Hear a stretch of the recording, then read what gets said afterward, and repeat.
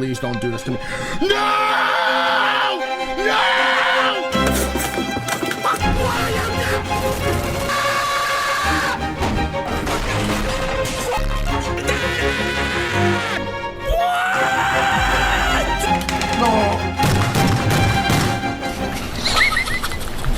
Wait, pause. Today I'm going to be showing you guys games that are meant to make you rage, just like this guy.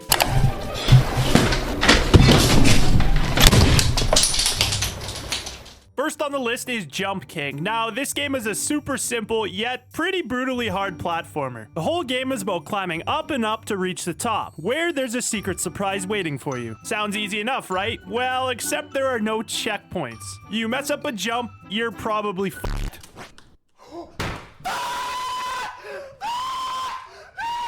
The thing that makes it even harder, besides the no checkpoint thing, is you can only move left, right, and jump. And the whole jumping thing takes a while to get used to. You hold down the jump button to charge it up, and the longer you hold it, the higher and farther you'll jump. But once you let go, you have zero control over your character in the air, which means if you mischarged it, you're most likely getting sent way back, or even back to the start.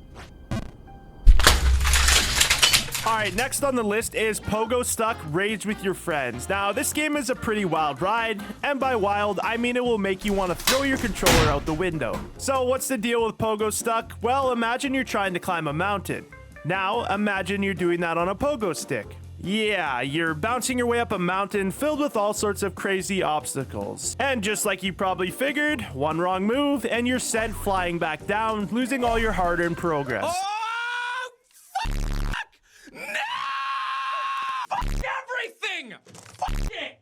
Fuck! So, Pogostuck is also an online multiplayer game. You can play with up to 16 players, which means you get to see other people struggle alongside you. It's a bit of a comfort knowing you're not the only one suffering, but it's also a competition. Leaderboards are scattered around the map, tracking the best completion times, so you're constantly reminded of how much you suck compared to the top players. There is also a tethered mode where you're connected to your friends, making it even more difficult and rage-inducing when your friend messes up.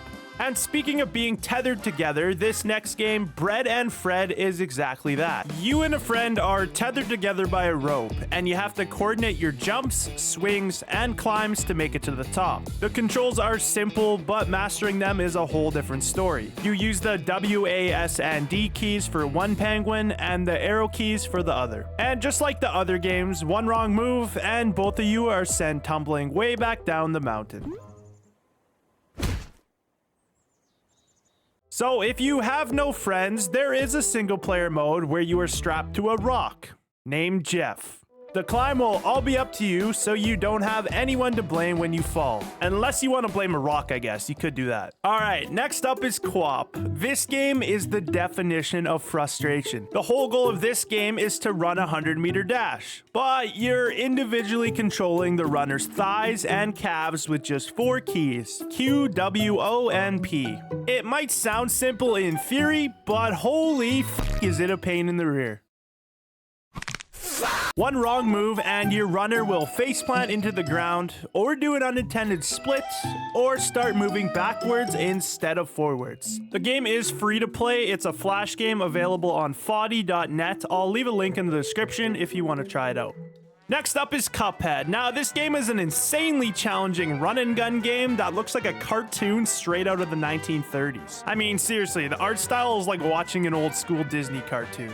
In this game, you play as Cuphead, and you'll be fighting a ton of different hard bosses. There are some run-and-gun levels, but the bosses are the main event. Each boss is a huge, screen-filling spectacle with multiple phases, and they all have their own unique patterns and attacks. You'll be dodging, shooting, and parrying like crazy. Let's just say you're gonna be dying a lot. Oh my god.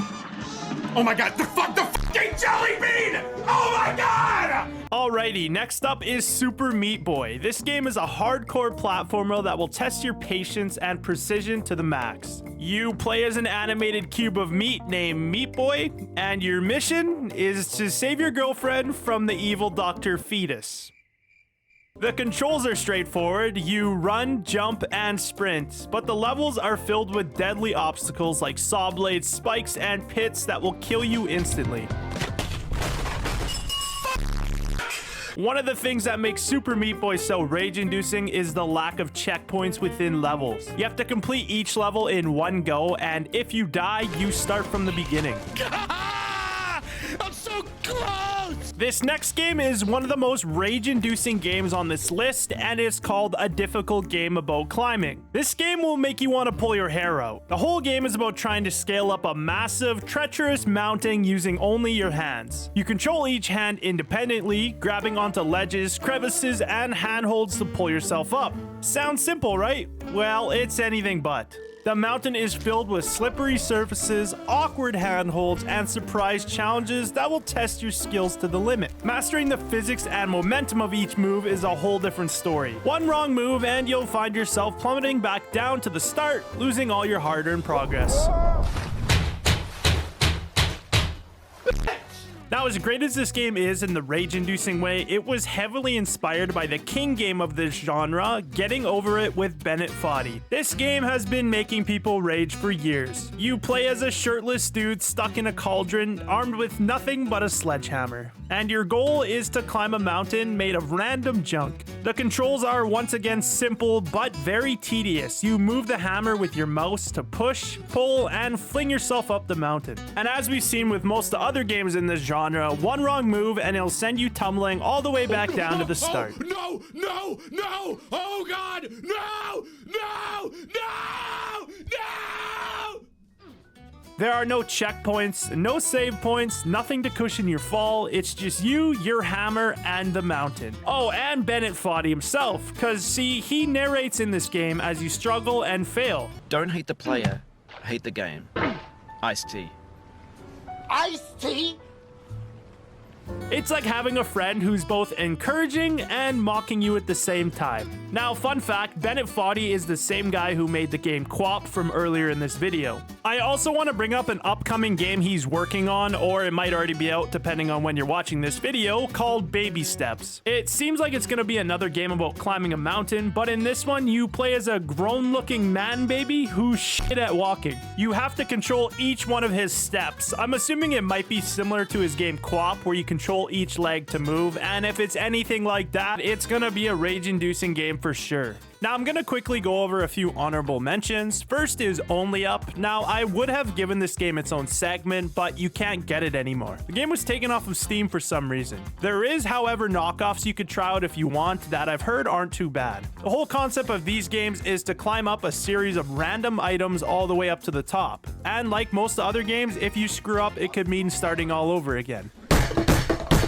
The next honorable mention is any of the Dark Soul type games. They're known for their punishing difficulty. You die a lot in them, making it very frustrating at times. And lastly, pretty much any kind of competitive shooter game. Valorant, CSGO, COD, they all have moments that are sure to make you rage. Spawn die, spawn die, spawn die, spawn die, spawn die, spawn die!